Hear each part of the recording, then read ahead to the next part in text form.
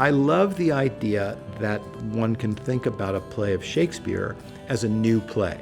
And you can, because Shakespeare's Henry VI plays are rarely performed, says the Globe's artistic director, Barry Edelstein. We all know Romeo, we all know Hamlet, we don't know John Talbot. Or maybe even Henry, who came to the English throne as a child in the 15th century.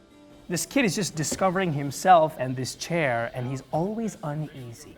It's just this burden, and he feels that burden. He feels it every single day, and you put on a pair of shoes, you put on a pair of trousers which are not your own, and you feel it immediately. You just know, right? And I feel like that's how he is when he's on the throne. Like he can never quite make it fit.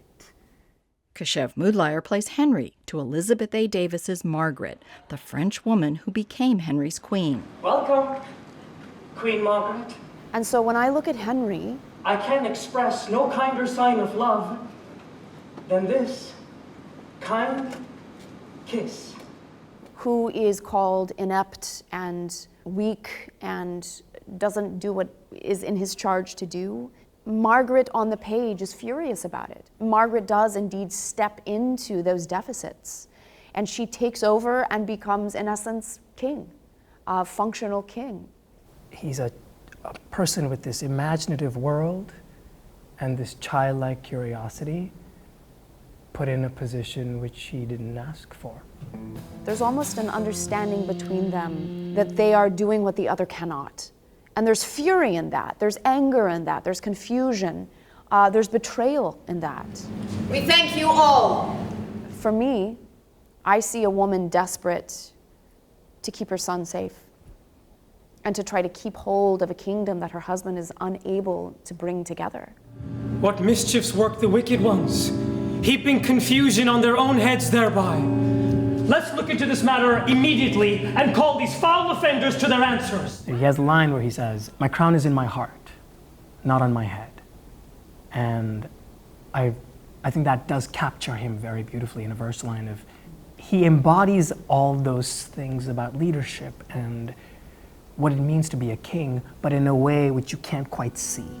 Under Henry's reign, the country was torn by a civil war, and some people saw that as an opportunity to seize power. People whose ideas about England are more about their own sense of personal lust for authority and power than about the good of the country. But I will rule both her, the king, and Rome. When people dispense with a sense of the greater good, a sense of the public good, and look only for their own personal power, inevitably chaos and violence results. That may resonate for audiences today. History does repeat itself, unfortunately. I don't know if that should horrify us or comfort us, but I think that it speaks to Shakespeare's brilliance, that we are still coming back to the humanity that he gives us, or the lack thereof. Given the political concerns of the plays, they're very interested in the effect of national policy on regular people. And the plays keep showing us regular citizens trying to deal with the bad decisions that their political leaders are making. And that inspired Edelstein to bring San Diegans literally onto the stage and into the production process in order to create a genuine sense of community engagement. And it's absolutely an intoxicating thing to feel as if storytelling is also care for your community. This play has touched so many people, and so many people have touched this play, that the fabric of it just extends endlessly.